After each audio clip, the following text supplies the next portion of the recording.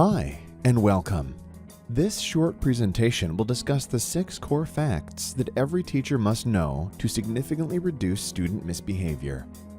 These facts are based on over 30 years of solid educational research. Why is this important? Simply stated, a positive classroom environment is a prerequisite to good instruction. As a teacher, you know that you teach more effectively when your students are abiding by your classroom guidelines and expectations. But did you realize that according to the National Commission on Teaching in America's Future, 46% of all teachers leave the profession within the first 5 years? Off-task behavior by students is the #1 reason why. In fact, on average, student misbehavior accounts for 5 to 9 hours of lost instructional time a week. Imagine how much more you could teach and how much more effective you would be if you had that time back. Teaching can be a very difficult job, in large part because the management of students is challenging. Do you find yourself using multiple requests and repeated warnings, hoping that on the second, third, or fourth try, students will finally abide by your wishes?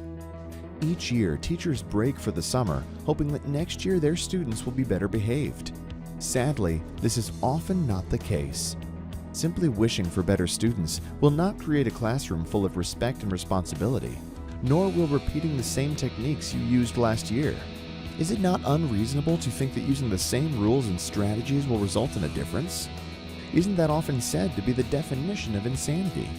Changing your rules over the summer to make them stricter or implementing a zero-tolerance policy are unlikely to produce the changes you want to see either. Too many teachers all across the country return to their classrooms in the fall only to see the same challenging behaviors exhibited in a new batch of students. There is hope. There are literally thousands of research reports and years of data that have yielded the keys to transforming your classroom. At the heart of managing student behavior are 6 core facts. Okay, here we go. Let's start with the 6th most important fact and work our way up to the most important one. Look at these 2 photos. If you were a child, in which machine would you be more likely to want an MRI taken? Now imagine we replaced these photos with ones of classrooms. What factors would affect student behavior? Well, research has shown that there are several of them. Among them is where you position yourself when you teach and what is behind you. Sadly, the #1 seating arrangement in the United States is still the custodial or traditional setup where students are seated in rows. What would happen if you changed the arrangement of your room according to the learning activity? Which arrangements have been shown to have the greatest effect on behavior? Did you know that sound, lighting, and smell can all have a positive impact on behavior? For example, vanilla and lavender work best at calming children.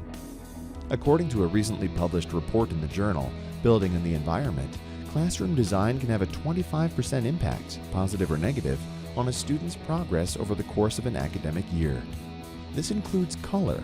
For example, a shade of pink, commonly referred to as bubblegum pink, can reduce hyperactivity, resulting in less off-task behavior. Some schools have gone so far as to paint their cafeteria walls this color. The #6 ranked core fact is that the physical environment can significantly decrease student misbehavior. Let's talk about the 5th most important core fact. Would you agree that one of the most difficult classroom management decisions to make at any given moment is whether the behavior needs to be addressed at all? Because let's face it, you cannot, nor should you, address every off-task behavior. The difficult thing to know is which behaviors must be addressed. In other words, when is it okay to be permissive? Core fact #5 is that good discipline is timely. Just as there are teachable moments, there are disciplinary moments. It is important for all teachers to learn how to recognize them. Once you've learned how to recognize them, you must then know how to address them. What do you do? What do you say? And most importantly, what do you do if the student does not abide by your request? Core fact #4. Do you remember what it was like to be a kid? Did you know psychologists have proven that conflict is an essential part of growing up?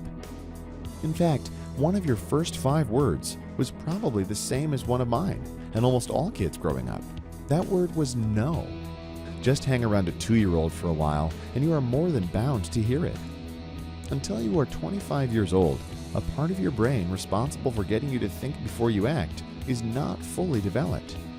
How many times have you asked a student what they were thinking when they did something wrong, only to get a blank stare followed by the word, "nothing"?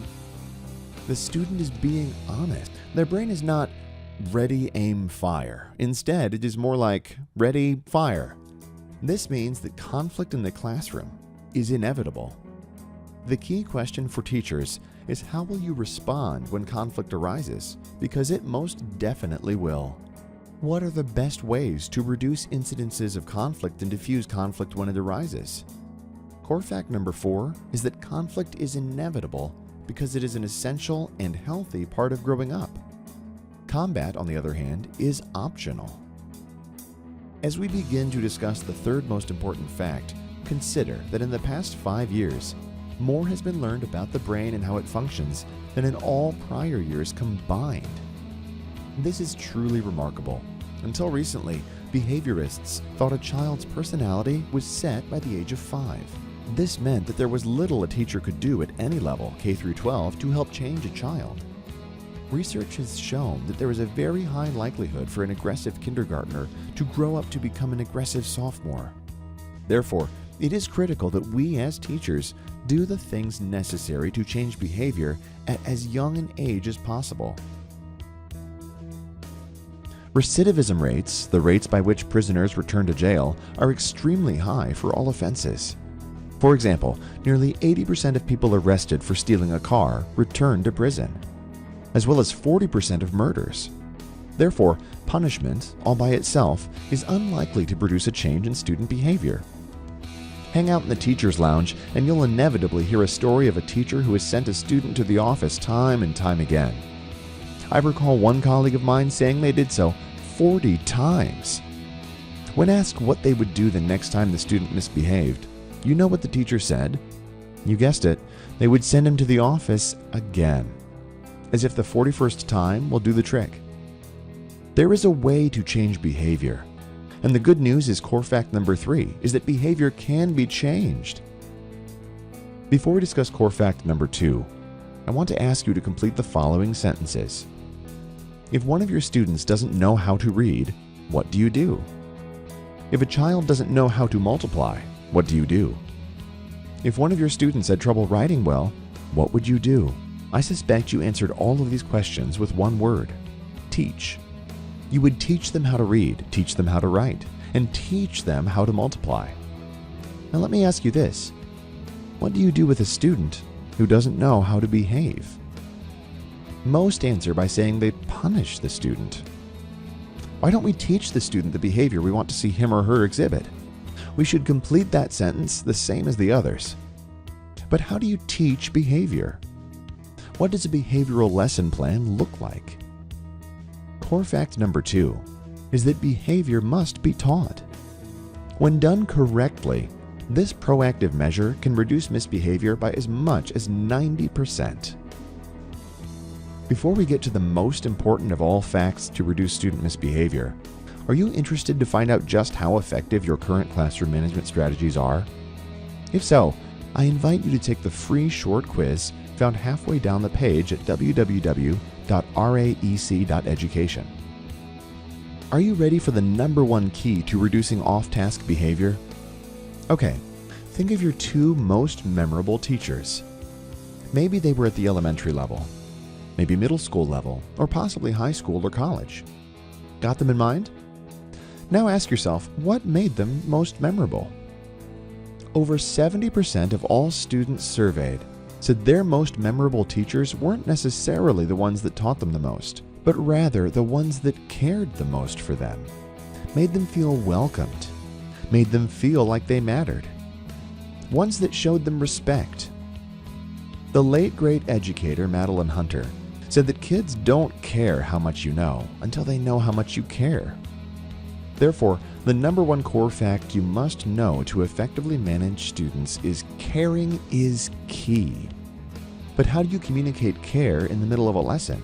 In the middle of a busy school year with so much curriculum to cover and high-stakes tests on the horizon?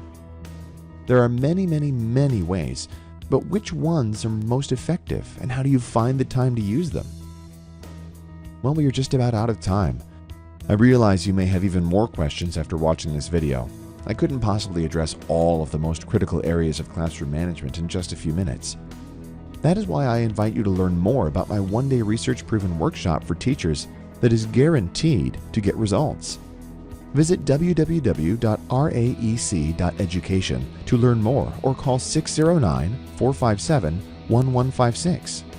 Seats go quickly because, as you know, many teachers are craving new ideas to manage today's unique students. Thank you for watching.